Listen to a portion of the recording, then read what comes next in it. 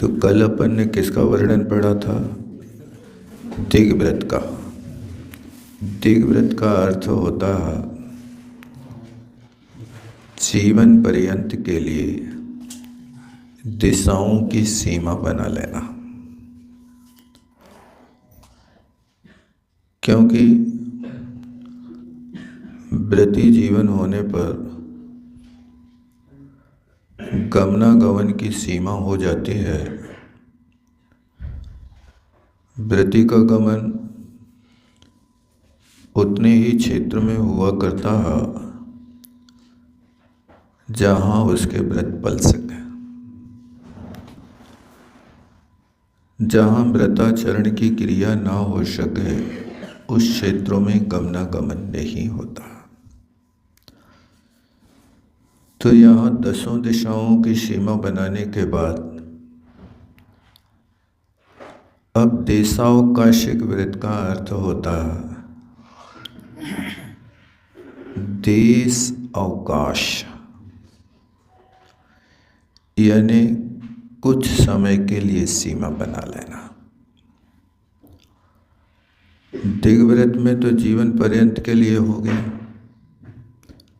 लेकिन देशावकाशिक 1 दिन के लिए, 2 दिन के लिए, 1 सप्ताह के लिए अथवा घंटे 2 घंटे के लिए भी अपनी सीमा में रह जाना,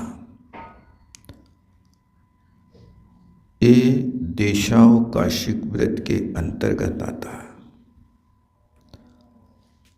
अब आप अपने स्थान से चल करके यहाँ आ गए।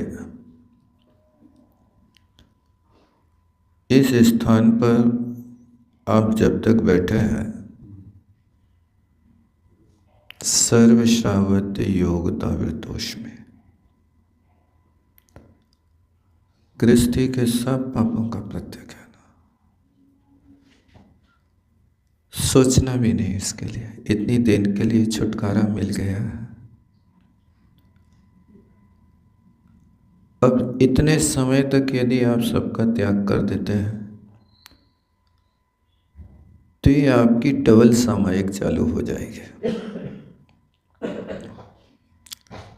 योग की प्रवृत्ति को भी आप अनुशासित रखें। आसन मार के बैठ गए, उसके साथ मन को अपना एकाग्र करो, मैं से कहो। वह सपन को जिनवाणी को श्रवण करना और बाहर नहीं दौड़ना है इतने समय के लिए। और ऐसी परिस्थिति में तो बोलने वाला एक है, सिर्फ अपन को श्रवण करना है। तो ये मन वचन काय की प्रवृत्ति भी आपकी गुप्ती की साधना में बढ़ने लगे। इस क्षेत्र से बाहर नहीं जाएंगे, ये भी एक साधना का क्रम होता है। बस ये है कि आप यदि सतर्क हैं तो बहुतर काल संयम में व्यतीत हो सकता है। और सतर्क नहीं है और संकल्प नहीं है तो बिना संकल्प के कोई भी व्रत का फल नहीं मिलता है। संकल्पे जायते सत्तर, व्यक्ति के अंदर संकल्प होने पर शक्ति पैदा हो जाती है, वीर्यान्तरय कर्म का क्षेषम पैदा हो जाता है। आप विचार कर लो कि अभी 11 बजे तक मुझे कुछ नहीं लेना, सब प्रकार के आहारों का त्याग है। अब इसके पहले यदि भूख की इच्छा भी होगी तो आप कहोगे 11 बजने दो, तब तक के लिए हमारा त्याग है। आचार्यों ने समय से नहीं बांधा। आचार्यों ने कहा मुनि को भोजन दे फिर निज करें आहार। बस मुनि को भोजन दे देना। कितने बजे? बजे से नहीं। जब महाराज को आहार दे दिया अपना आहार चालू हो गया। ये इतना हो गया, अब आपकी समय सीमा नहीं रही। जब महाराज निकलेंगे आहार दे देंगे, फिर हम आहार कर लेंगे। इस तरह से ऐसे भी व्रतों का पालन होता है। तो यहाँ पर ये जो व्रत है इसका नाम क्या है? देशावकाशिक व्रत। एक देश की सीमा तो बना ली आपने, लेकिन उसमें दोष कहाँ लग सकते हैं? तो कहते हैं बनते, हे भगवान, बद पड़ी माया, व्रतमा तो व्रत ही है, व्रत व्रतमा अभी छूटी नहीं है। उस व्रत व्रतमा के अंतर्गत विधीय गुणपदे, दूसरा गुण व्रत जो है जिसका नाम देशावकाशिक व्रत है, उस दूसरे गुण व्रत का अब मैं प्रतिक्रमण कर रहा हूं। तो आनयनीन वा, आनयन, आपने तो सीमा की थी कि अब यहां से हम बाहर नहीं जाएंगे, लेकिन हम तो बन गए बंधन में। भैया तुम वहां तक जा रहे हो, हमारी डायरी ले आई हो। ये आनयन कर लिया आपने, इसके पहले कर लेते। शिखर जी में एक महिला थी, सप्तम प्रत्मधारी थी, उसका पति भी सप्तम प्रत्मधारी था। और शिखर जी में वो लिस्पंथी कोठी के किनारे में रहते थे दंपति दोनों। वो सारी चीजें अपने निकट रख लेती थी। क्षेत्र की, भोजन बनाते समय क्षेत्र की सीमा बना लेते थे, बस इतने बजे तक हमें यहाँ से बाहर जाना नहीं है। वो अपने उस कमरे की क्षेत्र की सीमा में बैठे बैठे अपना काम करती थी। पति साधुओं को पड़गाहन करके ले आता था, वहीं आसपास में 2-4 माता जी को बैठाल करके पति पत्नी आहार करा देता था। और इसके बाद वो फिर उठ करके सामायिक करती, फिर भोजन करती थी। एक बार उसने हमें भी भोजन कराया, तो वैसे ही हुआ कि अपने निकट बैठा लिया। बोले भैया यहाँ बैठ जाओ, हमारा यहाँ से उठने का त्याग है अभी। और उस महिला ने उसी स्थान से अपना अच्छे से कार्य कर लिया। अब वो कालांतर में ऐसा हुआ कि इतनी उनने साधुओं की भक्ति से आहार आदि कराया कि अभी दोनों दंपति मुनि और आरिका बन करके जीवन गुजारा करता है। अब वो तो हमें पता नहीं है, उस समय की बात है। हाँ, हो सकता है।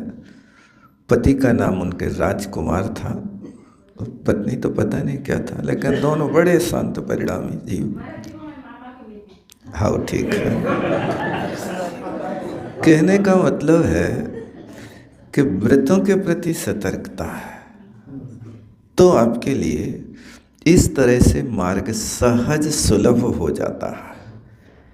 कराते हैं अपनी, दूसरों की भी परिचर्या करा देते हैं और अपना भी बहुत अच्छे से निर्वाह कर लेते हैं। ये होता है। तो आनयन माने इस देश व्रत को लेने के साथ अब फिर कोई प्रकार की वस्तु को मंगाने, अपने सीमा के बाहर की कोई वस्तु को मंगाने की कोशिश ना करें। ये आनयन करने में जो दिन में दोष लग गया हो उसका मैं मन वचन काय से कृत काय तन्मोदना से जो दोष हुआ हो उसका मैं प्रतिक्रमण करता हूँ। ये होता है गुण व्रत का, द्वितीय व्रत का ये पहला अतिचार है। इसलिए ध्यान रखना चाहिए, हर किसी वस्तु को किसी से मंगाने की कोशिश ना करें, स्वयं कर लें। एक बार आचार्य श्री के सामने महाराज श्री विराजमान थे, तो उन महाराज श्री ने किसी श्रावक से कहा वो पुस्तक उठा लाना। आचार्य श्री ने उनकी उस चेष्टा को देख लिया, तो आचार्य श्री ने कहा महाराज पीछे और वही खुदे दो। यानी वो काम तुम करोगे तो आप मार्जन करके आदान निक्षेपण समिति का प्रयोग करोगे। समिति आपकी है, सामने वाले की थोड़ी है। तो वो काम आप स्वयं करिए ना। ये होता इस दोष से बचने के लिए आनयन माने किसी से कोई वस्तु की मंगाने की कोशिश ना करें। दूसरी चीज है विनियोगेड़े वा, विनियोग कर देना।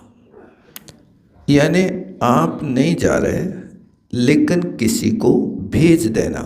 आनयन में बुलाना होता है और विनियोग में माने भेजना होता है। नौकर आदि को भेज दिया कि तुम जाओ वहाँ से वो वस्तु उठा लाओ। ये इसका दोष माना जाता है। इसमें भी यदि प्रेष्य प्रयोग हुआ है, भेजा है, तो कैसी प्रवृत्ति करेगा, कैसे जाएगा, क्या करेगा। इसलिए बुलाना और भेजना ये सहज नहीं बोलना चाहिए। जाओ जो काम कर लो, जाओ जो कर दो, वो कर दो। कई लोगों की आदतें होती हैं कि हमेशा कोई ना कोई आदेश निर्देश देते रहते हैं। इससे आपके निकट रहने वाले लोग भी आपसे फिर दूरियां बना के रहते हैं। महाराज तो काम में ही लगाए रहते, ये तो कुछ ना कुछ बताते ही रहते हैं। तो कोई श्रावक कितनी बार कहे लेकिन उसको कोई काम नहीं बताओ, और काम बताओ तो फिर आप अपने मुखिया से कहो। मुखिया व्यवस्था बना देगा। पेन चाहिए, आप श्रावक की अपेक्षा आप उनसे कहो महाराज पेन, और आदेश नहीं तो आप कर्तव्य का में ला के दो, अब बाजार में जाए कभी। विनय पूर्वक आपके पास क्या ये पेन रखा है, मेरा पेन खत्म हो गया। इस तरह से वातावरण होना चाहिए। नहीं होता है तो आप लड़ाई नहीं करिए कि तुम वही कोई व्यवस्था नहीं कर रहे। ऐसा भी एकदम आचरण करना ठीक नहीं माना जाता है। बड़ों की तो वैसे ही विनय करना है, और उस विनय के साथ में एक नियम बना करके रखें तो आपकी बहुत अच्छे से व्यवस्था होगी। और यदि मंगाना पड़े तो दो प्रकार की आज्ञाएं होती हैं, एक कोमल आज्ञा और एक कठोर आज्ञा। व्याकरण में इसके लिए दो लिंग अलग बनाए हैं, एक लोट लकार और एक विधि लिंग। विधि लिंग में आपको विधि निमंत्रणा मंत्रणाधीष्ट संप्रश्न प्रार्थनी शु चे शुद्ध रखा। विधि पूर्वक निमंत्रण करो, विधि पूर्वक आप क्रिया संपन्न करो। देखो पहले लोग भोजन कराना चाहते थे तो दो काम करते थे, एक निमंत्रण और एक आमंत्रण। बुलगुआ चलगुआ होता था ना। आपका आज हमारे घर में निमंत्रण है। प्रातःकाल गृहधनी उनके घर पर जाकर के निमंत्रण दे देता था। आज हमारे घर भोजन करना है, इसका मतलब आप अपने घर में भोजन तैयार नहीं करना, नहीं तो अनर्थ हो जाएगा। आपके यहाँ भी भोजन बन जाएगा, हमारे यहाँ भी हो जाएगा। तो प्रातःकाल निमंत्रण दे देना और 10 बजे चलो भैया भोजन हो गया। आमंत्रण देना, निमंत्रण आमंत्रण, ये विधि लिंग का प्रयोग है, ये विधि है। 10 लकारों में 7वें नंबर का लकार है। इस लकार की व्यवस्था व्याकरण शास्त्र में रखी है। क्यों रखी है?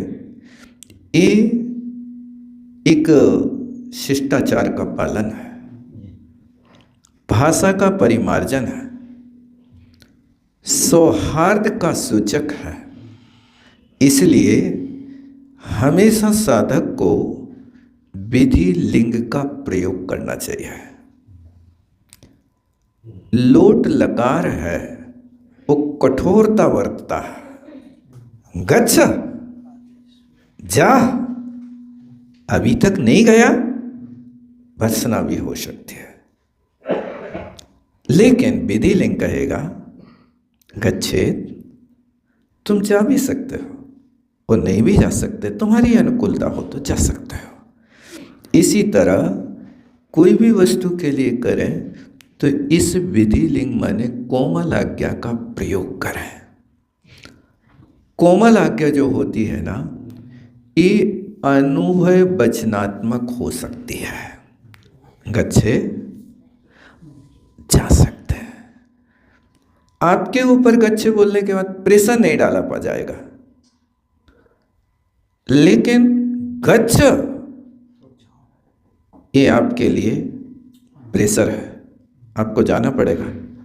इस तरह से यहाँ पर आनयन और विनियोग बोलने के पहले सोच लो। आप इनको आदेश दे रहे हैं और इन्हें नहीं किया तो आपको संकलेश तो नहीं होगा? पहले सोच लो। आपने कहा ये काम कर दो, हाँ कर देंगे। एक व्यक्ति था सोनागिर में, नौकर था, आदेश दिया जाओ कमरे में झाड़ू लगा के आओ। अब वो झाड़ू लगाने आ रहा था, बीच में किसी ने और पकड़ लिया, आने में देरी हो गई। अब वो आने में देर हो गई तो 1 घंटे के बाद आया। 1 घंटे के पहले वो व्यक्ति वहां पहुंच गया। उसने फटकार के कहा क्यों रे भैया, कमरे में झाड़ू नहीं लगे अभी तक?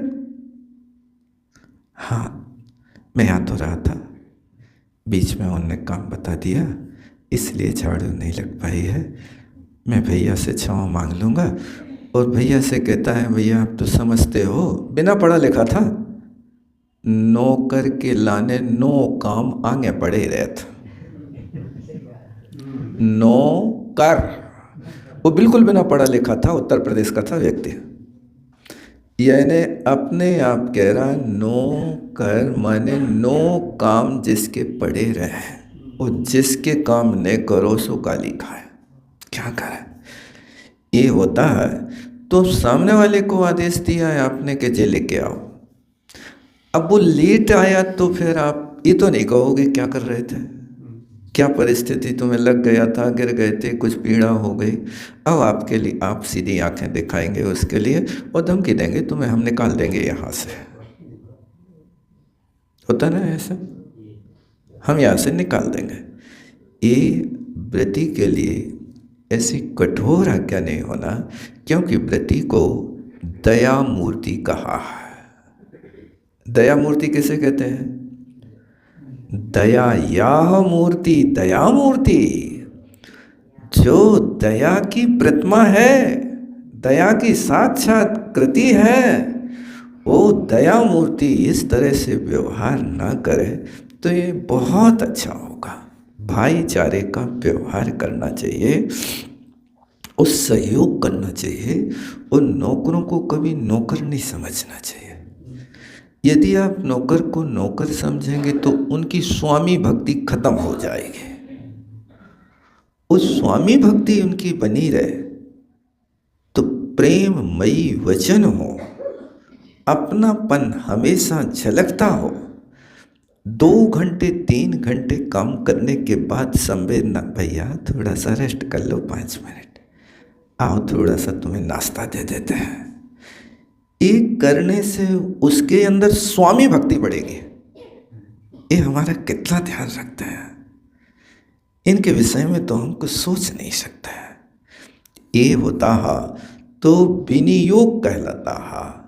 इसका प्रयोग प्रेषक प्रयोग माने नौकर आदि को भेज करके कार्य करा लेना। ये काम मैंने इस व्रत का पालन करते हुए, कौन से व्रत का? देसाओं काशिक व्रत का पालन करते हुए मन से, वचन से, काय से, कृत कार्य तन मोदना से जो दोष हुआ हो मेरा पाप मिथ्या हो, इसका मैं प्रतिक्रमण करता हूँ। फिर तीसरा विषय लगते हैं शब्दानुवायिणाम, शब्दानुपात। इस शब्दानुपात माने सामने वाला काम कर रहा है, आपको खांसी नहीं आ रही लेकिन फिर भी खांस रहे, क्यों? उस सामने वाला सतर्क रहे कि ये तहीं बैठे हैं, अपने शब्द उसके कान तक भेजते जा रहे हैं, ताली बजा रहे हैं, अथवा कोई और जोर जोर से परिवार के लोगों को डांट रहे हैं, ताकि वो समझे कि ये तो बड़े तेज हैं भैया, इनको काम करते ही रहो, नहीं तो ये अपन को भी ऐसे ही चल रहे हैं। इस तरह से इस शब्दानुपात करने पर शब्दों का भी देखो, आपने देशावकाशिक व्रत लिया है तो शब्दों का कितना प्रयोग करना, कहाँ करना, कैसी सीमा पर करना, इसका भी ज्ञान होना चाहिए। इसलिए शब्दानुवायेण, इस शब्दानुपात करने पर मेरे से जो दोष हुआ हो, मन से हुआ हो, वचन से हुआ हो, काय से हुआ हो, कृत कार्य अनुमोदना से हुआ हो, हे भगवान मैं उसका प्रतिक्रमण करता हूँ, मेरा पाप मिथ्या हो। मैं माने मेरा होता, मैं दुक्कड़म, संस्कृत में इसको कहते दुष्कृत हो, कृत का दुष्कृत करना, दुष्कृत कर दिया मैंने, समाप्त कर दिया। अब वो पाप मेरा जो दुष्कृत था वो मिथ्या हो, मिथ्या हो, मिथ्या हो, चूक हो गई थी इसलिए हो गया, अब इस चूक का पश्चाताप करते हैं, झूठ हो जाए वो समाप्त हो जाए। फिर इसके बाद रुवाणुवायेण, शब्द नहीं बोल रहे लेकिन छत पे खड़े होकर पहरा दे रहे, देखता रहेगा, रूप दिखाते रहेंगे कि श्रीमान जी खड़े हैं, इसलिए वो काम में लगा रहेगा। इसका नाम रूपानुपात है। ऐसे भी भाव आ जाते हैं। और फिर इसके बाद पुग्गल खेवेड़ है, कंकड़ पत्थर आदि फेंक करके संकेत कर दिया, लकड़ी फेंक के संकेत कर दिया। इस तरह से ये 5 अतिचार देशावकाशिक व्रत के हुआ करते हैं। इस देशावकाशिक व्रत में मन से, वचन से, काय से, कृत से, कारित से और अनुमोदना से जो दोष हुआ वो मेरा पाप मिथ्या हो, मिथ्या हो, मिथ्या हो। इन 12 व्रतों का आपको हमेशा पालन करना है। इन व्रतों में कोई ऐसे व्रत नहीं कि कभी कभी पालन करना। मुनि महाराजों के व्रत तो ऐसे हैं कि 28 मूल गुणों में कुछ व्रत महीनों के बाद पालन करना पड़ता है। केस लॉन्च है, रोज रोज थोड़ी करेंगे। आहार एक बार 24 घंटे में कर लेंगे, लेकिन मूल गुण तो प्रतिपल पालना है। समिति का पालन तो हमेशा होना है। चलने लगे तो समिति, बैठे तो समिति, बोले तो समिति, उठाएं रखें तो समिति, मलमूत्रादि क्षेपण करें तो समिति। यानी गुप्तियों से बाहर होंगे तो प्रतिपल समिति का पालन करना है। और फिर ये समितियों का संबंध मूल गुण में हमेशा रहता है। 5 महाव्रत तो स्थायी है, वे कभी नहीं छूटेंगे, लेकिन समिति छूट रही कि नहीं छूट रही, समिति का लब्धि और उपयोग की तरह प्रयोग होगा। क्या छूटना नहीं 24 घंटे में, लेकिन जिस समिति का एक समय में पालन कर रहे हैं, जो कार्य कर रहे हैं, दूसरे का पालन नहीं हो रहा, तो पालन नहीं हो रहा प्रमाद नहीं है, लेकिन वो लब्धि में पड़ी है। जब चल रहे हैं बोलने की जरूरत नहीं है तो भाषा समिति की जरूरत नहीं है, बोलना पड़े तो प्रयोग कर लो, फिर भाषा हित में प्रिय शब्द बोल लो। इस तरह से यहाँ पर भी ये गुण व्रतों का पालन करने से क्या होगा, ये कोई मूल गुण है का नहीं, इनसे गुणों का विकास होगा आपके। आप अपने गुण चाहेंगे, किसी से कुछ मंगाएंगे नहीं तो बोलना नहीं पड़ेगा, और बोलना नहीं पड़ेगा तो संपर्क योग की प्रवृत्ति नहीं होगी, और फिर इसके बाद किसी को भेजना पड़े और वो कह दे कि हमें तो अभी काम पड़े भैया, हम नहीं कर सकते, उस परिस्थिति में फिर आप स्वयं चले जाएंगे, चलो हम ही जा रहे हैं और क्या। इसलिए इसकी भी सावधानी रखो। जरूरत हो वे तो थोड़ी देर टालने की कोशिश करो कि चलो अभी थोड़ी चाहिए, 1 बजे पेन चाहिए है हमें, वो वाकुल तक कर रहा, कोई मिले 10-11 बजे तक, या तो भाग से ला के दे ही दे, और नहीं ला के दे तो देख लेंगे कोई योग्य व्यक्ति होगा तो इस तरह से थोड़ी ज़रूरत को टालने की भी कोशिश करो। एक बार अजय श्री का ये हुआ कि उनके लिए कोई हाय को लिखना था। अब वो लिखने बैठे तो पेंसिल तो पूरी घुस चुकी थी अंदर, समाप्त हो गई थी, उसमें लिखने की योग्यता ही नहीं बची थी। अजय सिंह ने डायरी तो उठाई और वो पेंसिल उठाई, चलाई तो चली नहीं, सो यूँ देखी सो एक महाराज ने देख ली। अजय सिंह ने कोई से नहीं कहा कि तुम पेंसिल ले आओ कि घिस दो कि कुछ कर दो, कुछ नहीं, उनने वो काम बंद कर दिया। अब वो काम प्रसाद सागर जी ने देख लिया कि अजय श्री की पेंसिल नहीं चल रही है, सो ने ला के तत्काल रख दी, और ला के रखी सो अजय श्री ने तत्काल लिखना शुरू कर दिया। कहने का मतलब है कि अब इस समय यदि हम नहीं लिख पा रहे हैं, काम नहीं चल रहा, तो दूसरा काम कर लेते हैं। जब आ जाएगी लोग देख लेंगे तो फिर उस समय वो काम कर लेंगे। ये भी तो एक धैर्य का परिचय है, ये भी तो संयम है ना। काहे को कोई को व्यवधान खड़ा करो। इस तरह से अपनी ज़रूरत को थोड़ी देर अपने अंदर रखने की कोशिश करो। हो सकता आपके भाग्य में हो, लाभांतराय कर्म का क्षय उपशम हो, तो आपको वो वस्तु बिना मांगे मिल जाएगी। और जब लाभांतराय कर्म का क्षय उपशम नहीं होता है तो बार बार मांगने पर भी अधीरता तो होती, लेकिन वस्तु नहीं मिलती है।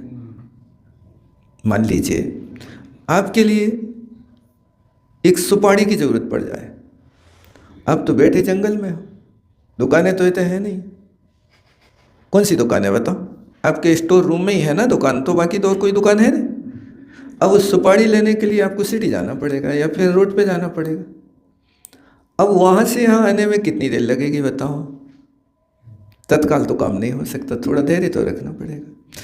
इसलिए इसमें ज़्यादा जल्दी ना करें और याद रखें, कारज धीरे होत है, काहे होत अधीर, समय पाए तरुवर फले, कीतक सींचो नीर।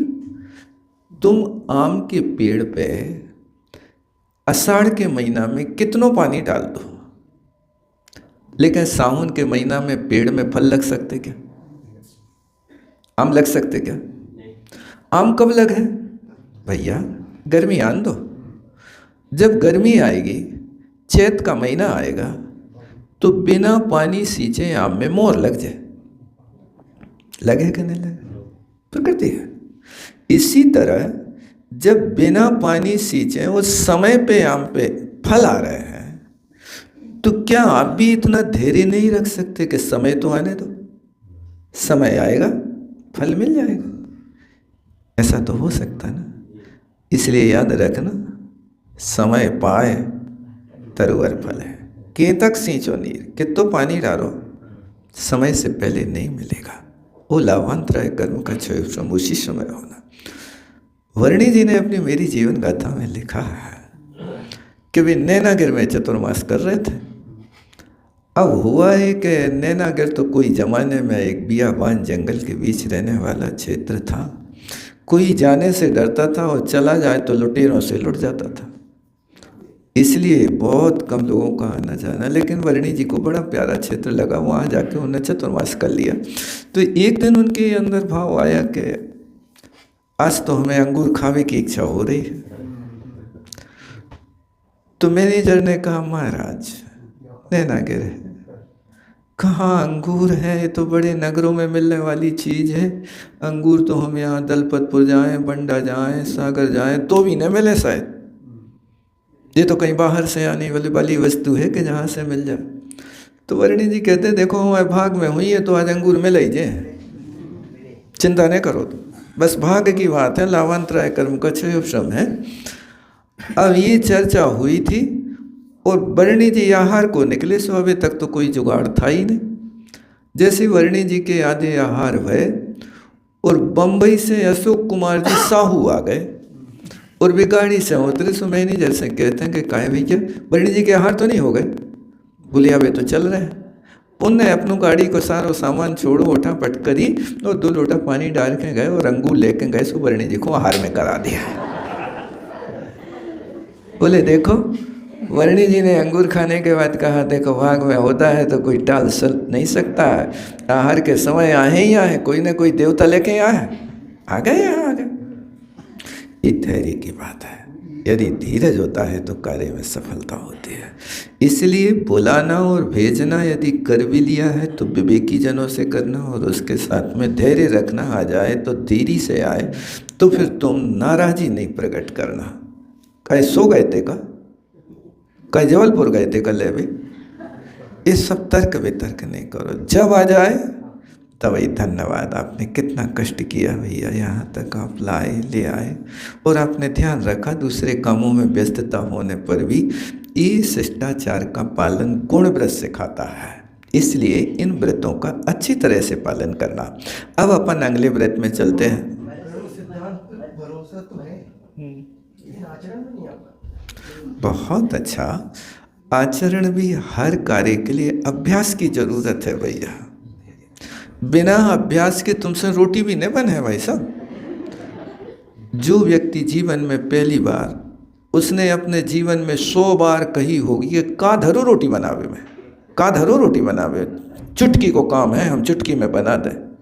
हमने भी कई बार कहा होगा लोगों से, कहा है आटा में पानी मिलाओ, हाथ ठोको, रोटी बन गई।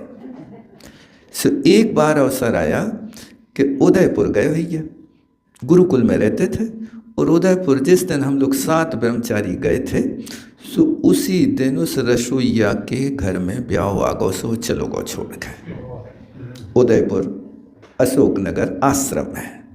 अब कोई रोटी बनावे वालों नहीं है, तो धर्मेंद्र जी ब्रह्मचारी जी थे। सो बोले अपन बनाएंगे आज। ठीक है। अब वो ये हुआ कि उनके वो में डब्बा में 1-8 किलो आटा होगा। सो उन भैया ने कहा हम सब्जी ला रहे हैं, तब तक तुम लोग पानी छानो। तो कुछ ब्रह्मचारी लोग पानी कुआं से निकालने लगे, गर्म करने लगे। अपन ने कहा चलो आटा मार के रोटी बनाते, 10 मिनट में रोटी बनती है। अब वो जैसे ही आटा निकालो सो देख सोच करके आटा परात में रखो। और हमने सोचा जी महिलाएं घंटा भर लगाती हैं, चुल्लू चुल्लू पानी डालती हैं। सो जितना आटा था सो उस आटे में पूरा एक जगह एक साथ डाल दो। अब वो पानी एक जगह एक साथ डालो, सो हमने मारना शुरू करो, सो वो सतुआ बन गया वैसा। अब हम क्या करें बताओ? तो हमने सुना था कि उसको बार बार मीड़ते रहो तो गाढ़ा हो जाता है। अब थोड़ा मीड़ने के बाद भी तो उसमें गाढ़ापना ही नहीं रहा कि रोटी बन जाए। अब समस्या जी के और आगे आटा नहीं, आटा उतना ही था। आप देखा चलो अपन पीस लो, सो पीसवे के लाने लाइट गोल। ये समस्या हुई। इतने वो भैया मालिक आ गया धर्मेंद्र, वहाँ से सब्जी लेके ले जी सब्जी में आ गई। अब वो देखा तो सतुआ। कहाँ करो भैया तुमने? आटा मार रहे थे सो पानी थोड़ा ज़्यादा गिर गया। तुमने गिराया नहीं, तुमने तो पूरा जग कोड़ेल दिया है इसमें। हाँ ऐसे ही किया। हम थोड़ी समझ रहे थे कि चुल्लू चुल्लू डालना पड़ता। वो बात में आया कि तुम कितनी होशियारी बातों में बताओ, काम करके बताओ, तब लगे कि तुम होशियार हो। रोटी बनाना कहना सरल है, लेकिन जाकर के वहाँ पर बनाओ और चूल्हे से हाथ जले न और रोटी कच्ची न रहे, और रोटी बेलो और रोटी में भारत को नक्शा न बने, तब तो कला है। ये सब चीज़ें जो होती हैं ना, अभ्यास से होती हैं। इसलिए इन सब चीज़ों के लिए बार बार अभ्यास करो, मुंह पे ताला डालो, इनका स्वाध्याय करो। और स्वाध्याय करके इन कार्य को करो। और यदि ना हो सके तो 3-4 बातें अपनी रोज नई लिखो और दीवार पे टांग लो। क्या करने आज? पहली बात, बुरी आदतों से बचना। अब जहाँ भी बुरी आदत हो उसको बुरी आदत से बचना। दूसरी बात, झुंझलाहट से बचना। अब कोई बिल्कुल आज 100 गलती करे तो हमें कृष्ण की तरह शिशुपाल के लाने 100 गलती माफ करना है। संभव है? कृष्ण ने 100 गलती माफ करी थी ना शिशुपाल के। कर लो बेटा तुम 100 माफ, लेकिन 101 माफ नहीं होंगे। ये तो जानते ही हो, आप तो सब कुछ जाना था। तो क्या एक दिन के लिए आप बुरी झुंझलाहट से बच सकते हो?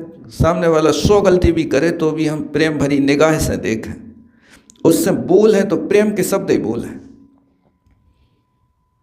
हो सकता कि नहीं हो सकता? झुंझलाहट से बच गए। और तीसरी बात, कुसंगति से बचना है। कुसंगति क्या कहलाती है? कांटे की संगति क्षण भर को हो तो हिला के रख दे, कांटा शरीर में लग जाए तो हिला देता ना।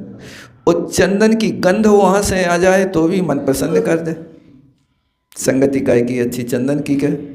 कांटे की। कांटे की संगति जब आती है तो हम दूरियां बना करके चलते हैं, पास से नहीं गुजरते हैं। यहाँ कांटे पड़े हैं, यहाँ से चलो। लेकिन जहाँ चंदन होता है वहाँ हम सोचते हैं यहाँ से पास से चलो। इसी तरह यहाँ पर भी जहाँ आपके लिए लगे कि ये चंदन की तरह हमारे लिए शीतलता प्रदान करने वाले हैं, उन स्थानों को तो आप अच्छी तरह से अभ्यास करो। इसलिए कुसंगति से बचो और लाख काम छोड़ करके सत्संगति बनाने की कोशिश करो। ये सत्संगति करोगे तो आपके जीवन में एक नया मोड़ आएगा, बहुत अच्छा लगेगा। और संगति से ही तो गुण उत्पन्न होते हैं। आप दूरियां बना करके रखोगे तो गुण कहाँ से सीखोगे? दूरिकादि गुणा नाम, तो ये तो सूत्र दिया महाराज ने। 2 अधिक गुण जहाँ होंगे उनकी ओर चले जाओ, और जहाँ जघन्य गुण हो वहाँ से हट जाओ। ना जघन्य गुणा ना, जघन्य गुण वालों का बंध होता नहीं। और अधिक गुण वालों के पास जाओगे तो तुम वहाँ पर गुणों का विकास किए बिना रहोगे नहीं।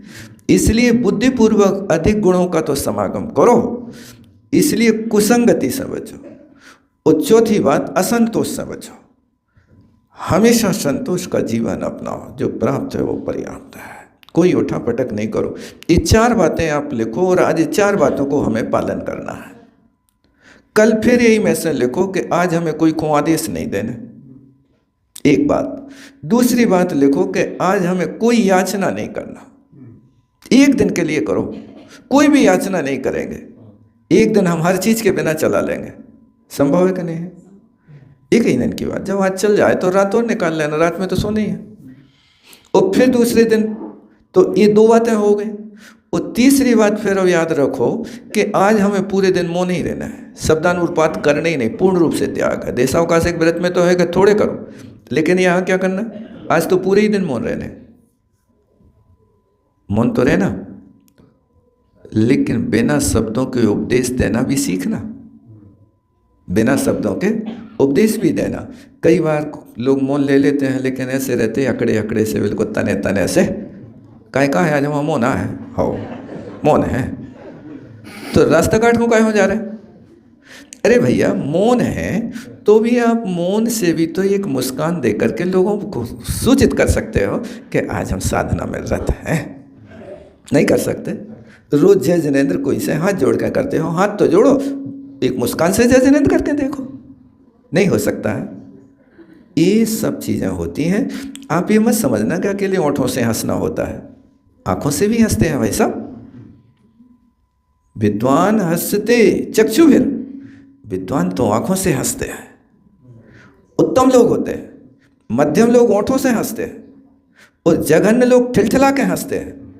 और जघन्य से जघन्य लोग ऐसा हंसते कि उनके पेट दर्द होने लगते हैं। 4 प्रकार की हंसी होती है। चक्षुर्भिर हंसते विद्वान, जो विद्वान है उनकी आंखों ही से हंस लेते हैं। आप लोग पढ़ते हैं ना, आंखें जिनकी बोलती फिर मुक्की क्या बात, धन्य उसी का माथ है जिसके सिर गुरु हाथ। ये नहीं बोलते आप लोग? पढ़ते तो हो ना रोज। तो जब आंखें बोल रही हैं और तुम उस बोली को जान रहे हो, उनकी बोली पहचान रहे कि नहीं, तब तो लिखा कभी ना, आंखें जिनकी बोलती। जब आंखों ही से बोल रहे तो मुख के लाने काहे तुम इतना पीछे पड़े हो कि नहीं, मुख ही से कहो, तुम मुख से कहो। पता चल रहा कि आपकी आंखों से कि हमें कुछ मिल रहा है। इसलिए आंखें जिनकी बोलती, तो वो जिनकी के स्थान पे इनकी बोलती, अपनी बोलती, ऐसा भी तो लगा सकते ना। आंखों से बोलना सीखो। तो ये बात लिख लो। कौन सी बात हो गई? किसी से कुछ मंगाना नहीं, किसी के लिए कुछ लेने के लिए भेजना नहीं। ये भी तो गुण व्रत हो रहा ना, एक दिन की साधना हो रही ना, नहीं हो रहा। और शब्द के बिना उपदेश देना सीखें, शब्द के बिना भी उपदेश देना सीखें। और फिर इसके बाद कोई प्रकार के संकेत, कंकड़ पत्थर आदि फेंक के, चेंटियाँ लेके, ताली बजा के, कोई प्रकार का संकेत नहीं करना। एक दिन की साधना में देखो आपकी असंख्यात गुणी विशुद्धि बढ़ेगी, आपको आनंद, अलौकिक आनंद आएगा। ऐसे धीरे धीरे यदि इन चीज़ों को लिख करके आप रख करके आज 4 नियम पालन करना है तो अभ्यास हो जाएगा। और यदि नहीं करोगे तो सुन करके तो आज तक कोई विद्वान नहीं बने भाई साहब। क्या सुन करके आज तक कोई विद्वान नहीं बने। ये तो आप बच्चों को भी कहते हो होमवर्क करना। होमवर्क क्या है? जो तुमने यहाँ सीखा है वो घर में सीखियो, इसी का नाम तो होमवर्क है, कोई दूसरी वस्तु है का? प्रेरणा क्यों दे रहे हैं? क्योंकि तुम यदि होमवर्क करके नहीं लाओगे तो तुमसे कुछ नहीं बनेगा। सुन के विद्वान नहीं होते हैं, आचरण से विद्वान होते हैं। पढ़ने से नहीं, चिंतन से विद्वान बनते हैं। पढ़ने से नहीं, चिंतन से विद्वान बनते हैं। और खाने से नहीं, पचाने से विद्वान बनते हैं, पहलवान बनते हैं। आप पहलवान बनना है तो क्या करो? 5 लीटर भैंस को दूध पचाओ, तब तो बात है। अन्यथा कैसे होगा? हम तो 1 लीटर नहीं पचा पा रहे। पचा नहीं पा रहे कि पा नहीं पा रहे? ये भी तो है, देखो तो आप। इस तरह से अभ्यास होने से सरल हो जाता है। बस इतना है कि हर कार्य के लिए इच्छा, प्रयत्न और बुद्धि, ये 3 चीज़ें होना चाहिए। सबसे पहली चीज़ आपकी इच्छा होना चाहिए कि यह कार्य मुझे करना है। और दूसरी चीज़, उस कार्य को करने में प्रयत्न भी होना चाहिए। और तीसरी चीज़, उन कार्यों को संपादित करने के लिए बुद्धि भी होना चाहिए। बुद्धि कौन से मार्केट में मिलेगी? कहाँ मिलेगी बताओ? गुरुजनों के समागम से बुद्धि मिलती है। कई लड़के आते हैं बार बार कहते हैं भगवान मुझे बुद्धि मिल जाए, बुद्धि मिल जाए, बुद्धि मिल जाए। भैया बुद्धि तो बुद्धि रिद्धि वालों का होती है, तुम्हें कहाँ से हुई है? तुम तो अभी बच्चे हो। लेकिन वे भी इच्छा करते हैं कि मेरे पास ऐसी बुद्धि हो जाए कि मैं भी प्रज्ञा स्वर्ण बन जाऊं, 100 में से 100 नंबर लेके आऊं। इसलिए आए दिन बच्चे बुद्धि मांगते हैं और कुछ नहीं मांगते हैं। कुछ बच्चे पेंसिल मांगते हैं।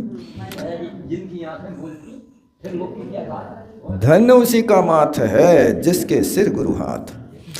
अब आगे आगे नहीं पढ़ना।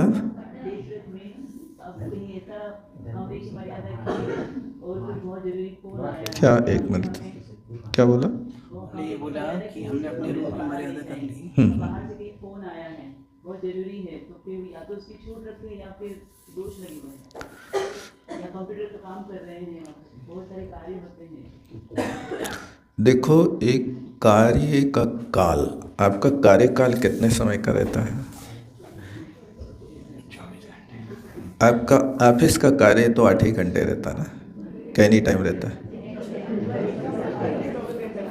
अब जैसे द्रव्य क्षेत्र काल में हो उस हिसाब से अपना अभ्यास करना चाहिए उसमें कि आपका काम रुके ना और साधना रुके ना, इन दोनों के साथ में एडजस्ट करना चाहिए। उपदेश तो शास्त्रों का ऐसा है, जब ये शास्त्र लिखे गए तब ना कंप्यूटर था ना मोबाइल था, तभी तो वे लिख रहे शब्दानुपात, रूपानुपात, पुद्गलानुपात, तब तो ये लिखा जा रहा है। 25 क्रियाओं में स्वहस्त क्रिया आती है। देखो, स्वहस्त की क्रिया वहाँ लोभ कसाय को सूचित करते हैं। जो पर के द्वारा करने योग्य कार्य को आप लोभवश स्वयं कर रहे हैं, उस स्वहस्त की क्रिया के लिए दोष माना जाता है। क्योंकि शूद्र के लिए कहा कि तुम इनसे ये काम कराओ, नाई से बाल बनवाना। अब वो नाई के स्थान पर आप स्वयं बनाने बैठ गए, तो स्वहस्त की क्रिया, घड़ा बनाना या कोई भी कार्य करना, तो उसके साथ में ये लगा लेना चाहिए। ये क्रियाएं भी हमेशा याद करना, 25 क्रियाएं, और इसके साथ में इन व्रतों के अतिचार, इससे अपन को व्रतों में निर्दोषता आती है।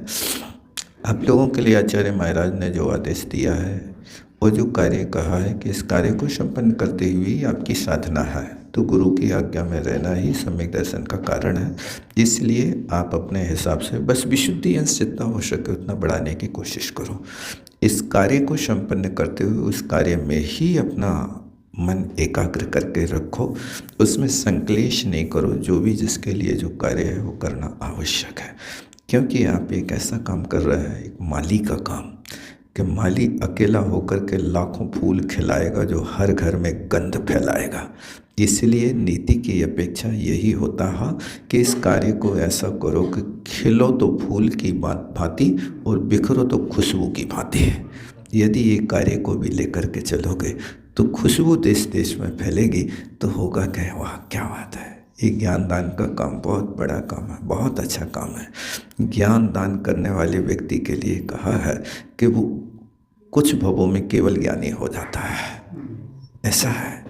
आहार दान से तो एक दिन की पीड़ा मिटती है, अभय दान से एक भव की पीड़ा मिटती है, औषधि दान से, अभय दान से आश्रय मिलता है, लेकिन ज्ञान दान से तो जन्म जन्म की दरिद्रता मिटती है। वो आप काम कर रहे हैं, उसके साथ बस ये मन, जो कार्य मन से करने योग्य है उसको मन से करते रहो। कि हमारा कार्य क्या है, ये तो सब हमें करना पड़ रहा, लेकिन अंतरंग कार्य तो हमारा कुछ और ही है। इस तरह से अपने कर्तव्य का निर्वाह करना ये बहुत आवश्यक है। भूले को पथ दिखलाना, दिखा रहे हैं, भूखे को भोजन कराना, करा रहे हैं, रोगी को दवा खिलाना, कर रहे हैं, रूठे को 100 बार मनाना। बच्चा रूठ जाता है तो बाप 100 बार मनाता है, भैया रूठ जाए तो एक बार मनाने को तैयार नहीं होता है। भैया से कहता तुम तो अलग हो जाओ, मर जाओ, पिट जाओ, ये हो जाओ, लेकिन बेटा रूठ जाए तो क्या हो जाता है, मनाना पड़ता है। माँ बाप मनाते हैं, उनके लिए कोई अपमान महसूस नहीं करता, लेकिन भाई के लिए या दूसरों के लिए अपमान महसूस करता है। तो आप लोग तो बच्चों को हमेशा मना करके रखते हो, खिलाते हो, बहुत अच्छा है। रूठे को 100 बार मनाना, कर्तव्य को सदा निभाना। जो कर्तव्य है उसमें कोई न्यूनता नहीं होना चाहिए, सजग प्रहरी बन करके रहना, और रिश्वत में हाथ ना लगाना, यानी शिथिलाचार अपने जीवन में कहीं आ ना पाए, इस बात को भी ध्यान रखना चाहिए। अब आगे अपन देख लेते हैं अगला गुणव्रत, जिसको तृतीय गुणव्रत कहता है। पड़िक कमामी बनते बद पड़िमाये तिरिये गुण बदे, कंदप पीड़वा कुक्वी एड़वा मोखरी एड़वा असमखियाई करड़ेड़वा भोगो भोग नृत्य केड़वा जो मई देवशियो ऐचारो मणसा वस्सा कायेड़ कदोवा कारदोवा कीरंतोवा समणु मंडदो तस्म इच्छा में रुकड़म।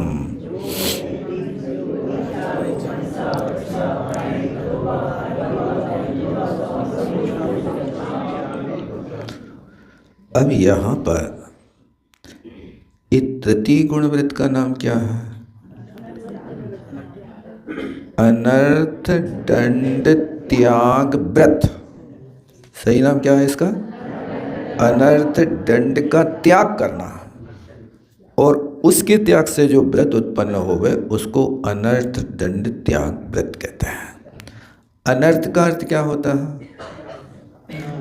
जिसका कोई प्रयोजन नहीं है, निष्प्रयोजन की क्रिया करना, उसका नाम अनर्थ है। और दंड का अर्थ समझते हैं, मन वचन काय की प्रवृत्ति को दंड कहते हैं।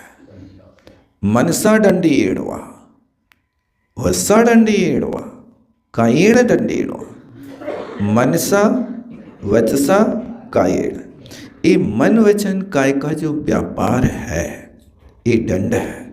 और उसको दंडित करना, दंडित करना माने उसके लिए मन को दंडित करो। तुमने ये कैसे कर लिया? वचन को दंडित करो। तुमने बोल कैसे दिया? बोलने के पहले विचार करना, बोलने के बाद विचार नहीं करना। क्यों? क्योंकि बोलने के पहले आप विचार करोगे तो समीक्षाधिकरण होगा। आपने विचार कर जो प्रयोग किया है वो सही फिट होगा, बिना विचारे किया है तो गलत हो सकता है। इसलिए अनर्थ दंड को त्याग कर देना, निष्प्रयोजन के जितने काम हैं उन कार्यों को नहीं करना, इस व्रत का पालन करना चाहिए। अन्यथा जिससे अपना कोई प्रयोजन नहीं होता, उस कार्य को अपन करने लगते हैं। कोई वस्तु मिलती है, आपके काम की नहीं है, लेकिन फिर भी आप उपयोग करने सोचते, चलो उठा के रख लेते हैं, काम में आएगी कभी। इसका प्रयोजन नहीं, कछु काम नहीं है, बैठे बैठे नाखून उखाड़ रहे, चटाई पटा रहे, दुपट्टा में से एक धागा निकाल रहे, क्या कर रहे हैं? कुछ भी। अरे ये धागा क्यों बर्बाद कर रहे? ऐसे ही इस अनर्थ दंड की कोटि में आता है। समय हो गया।